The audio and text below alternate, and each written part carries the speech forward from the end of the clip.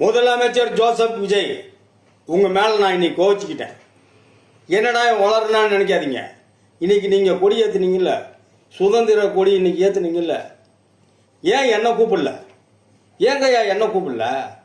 என்னடா இவன் பைத்தியக்கார மாதிரி வளரனான்னு நினைக்காதீங்க. நீங்கள் உங்கள் அப்பாவை கூப்பிட்டீங்க, உங்கள் அம்மாவை கூப்பிட்டீங்க, உங்கள் மந்திரிமார்களை கூப்பிட்டுங்க, முக்கிய அதிகாரிகளை கூப்பிட்டீங்க. திரிசா அக்காவை எதுக்கு கூப்பிட்டீங்க? அவங்க யார்?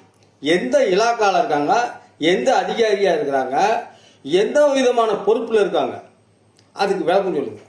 அவங்களுக்கு மட்டும் ஏன் முக்கியத்துவம் கொடுத்தீங்க? ஏன் எனக்கு முக்கியத்துவம் கொடுக்கல? திரிசாக்கா இந்த இலாக்காலக்கா இதில் இருக்காங்கன்னு சொல்லிட்டா நாங்கள் பாட்டுக்கு எங்கள் வேலையை பார்ப்போம். கேள்வி கேட்குறவங்க அவங்க வேலையை பார்த்துட்டு போவாங்க.